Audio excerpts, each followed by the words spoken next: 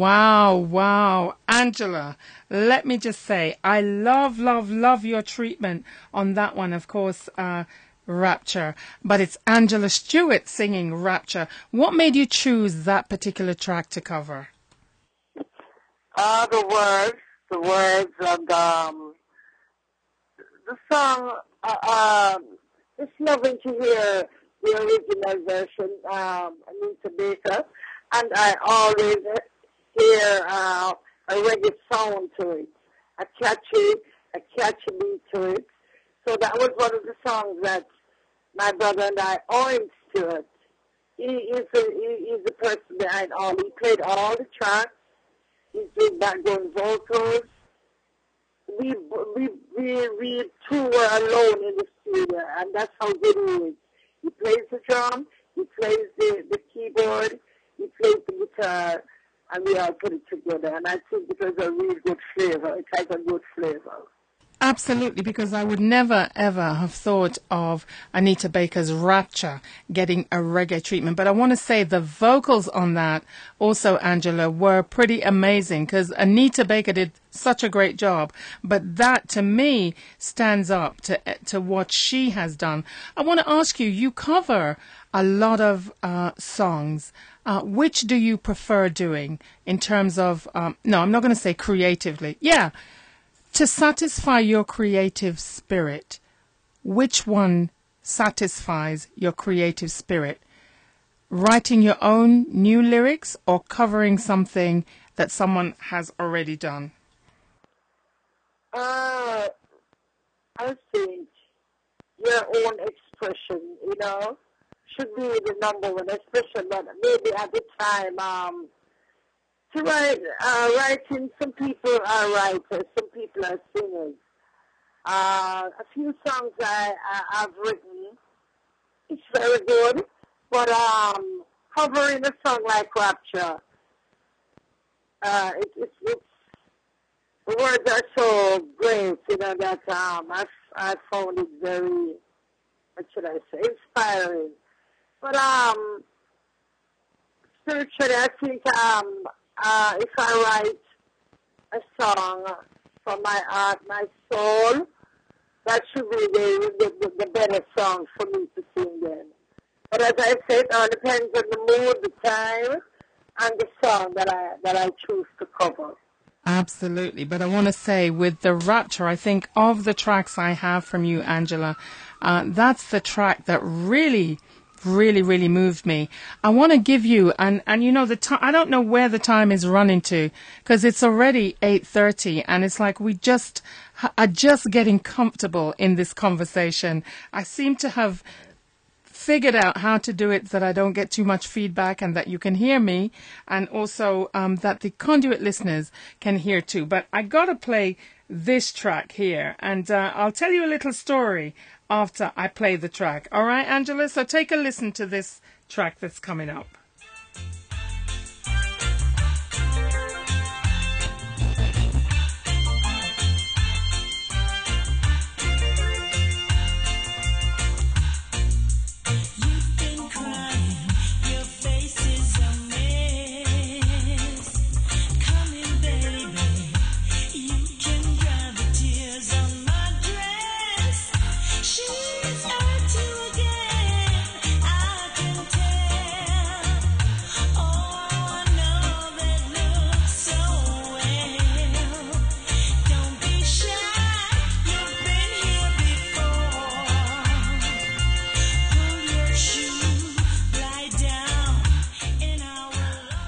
Of course, the easily recognizable Breakfast in Bed. What was it like recording that particular track again? That's another beautiful one. That one has sugar coated all over it. It's a song. This song, during this song live on stage, you singing it and see the effect of the musicians who are playing it, the people who are listening. You see the effect that song has. It's really one of my best, Breakfast in Bed. Yeah. Absolutely, absolutely. And we love, love, love the way you do that. Of course, the story I wanted to tell you was a previous guest on the Conduit show was Miss Carol Gonzalez. And I know that was also a big hit. So I want to say it's that particular song in the hands of a good singer. It's going to be a hit. There's something about the song, I think. Are you hearing me? Yes. Yeah, say that again. Yeah, I was saying that Carol Gonzalez was a guest on the Conduit show some time ago, and that was a big hit for her. So I think it's the song Breakfast in Bed. In the hands of a competent singer, a good singer, it's bound to be a hit. Yes, yes, it is. Yes. Now, Angela, I think you used to spend a lot of time in Florida, but I think that you've made a move. Is it a permanent move? But you're back in Jamaica. Why was that move? Say that again? Yeah. Why did you? I believe you were living in Florida for some time. Have you moved back to Jamaica, and if so, why? I didn't never move from Jamaica. I visited America, work, and always come back home. Okay, okay. Jamaica's home. This is where I do my recording. But I usually do a lot of shows. And there I was recording with Calabash Records, who was based in Florida. So that was like my office. That's where, the work was coming from Calabash Records. But my home was always Jamaica. Okay, okay. Now, I want you to tell me what made you stay in Jamaica to continue recording when so many others decided to move away? What makes it work for you to stay in Jamaica? I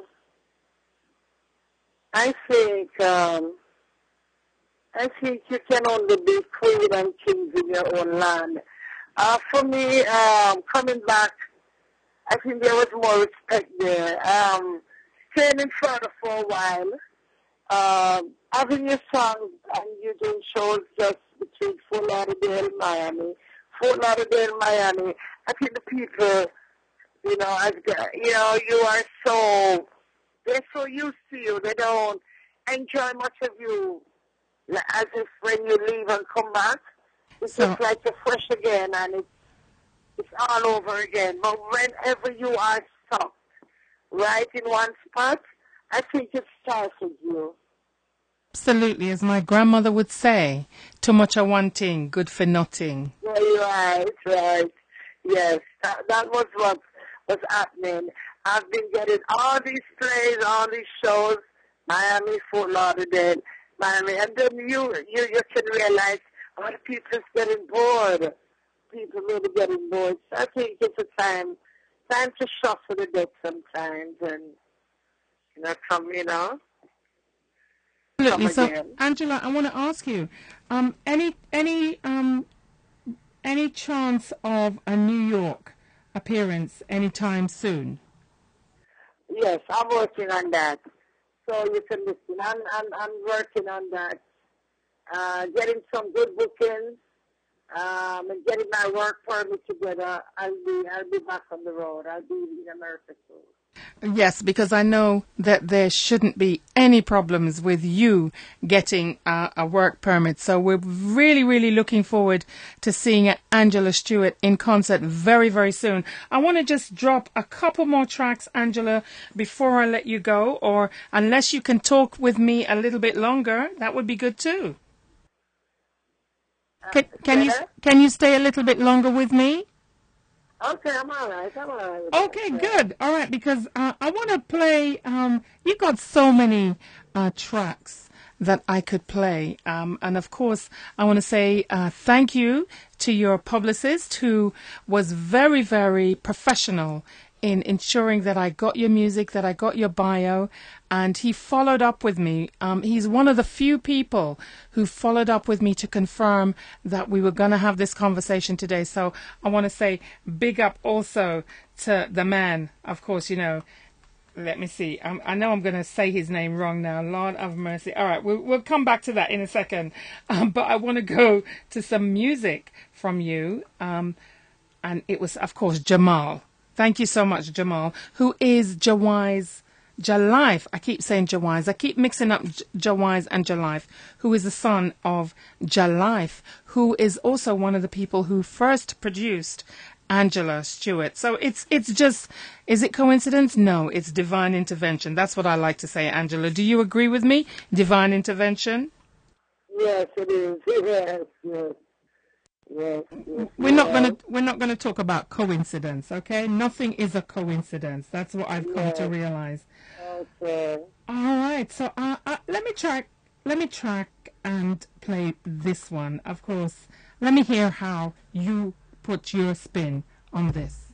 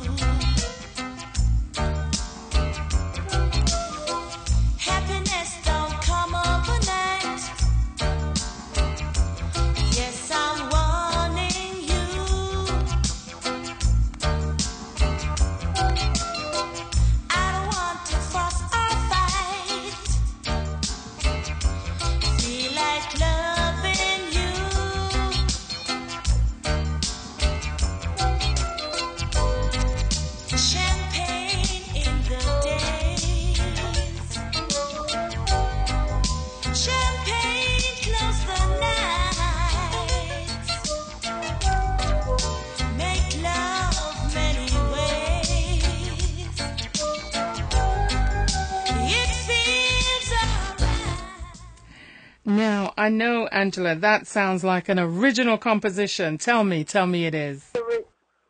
It is original. Written by BBC too. Years ago, yes. This song was done in Miami. So tell me, is this track Feel Like Dancing on the new album that you've released? Well, we say new, but it's your last album that you released. Is this track on that album? No, this is on my first album. Why did you not? Why did you not include that? One should have been on the third album, Angela.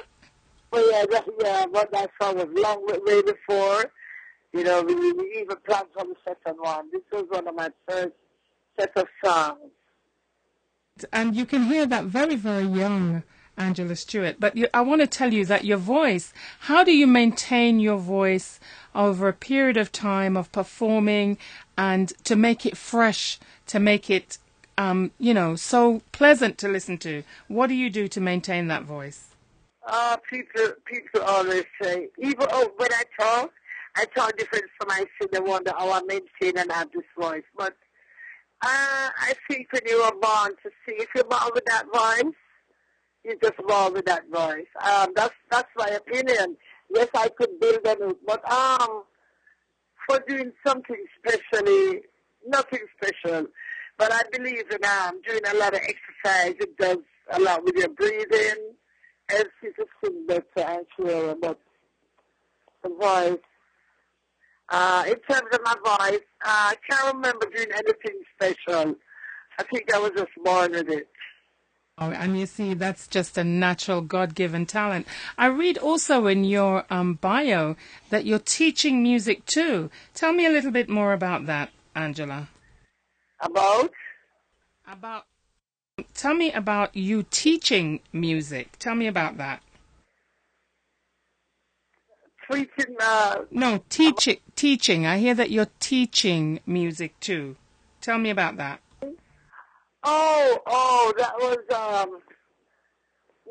That was early back in the days. It wasn't like teaching music. I had a set of kids that would be practicing with some instrument that my brother that passed. He had some instruments, so he had children around, and I used to encourage the ones that want to sing and the ones that want to play music.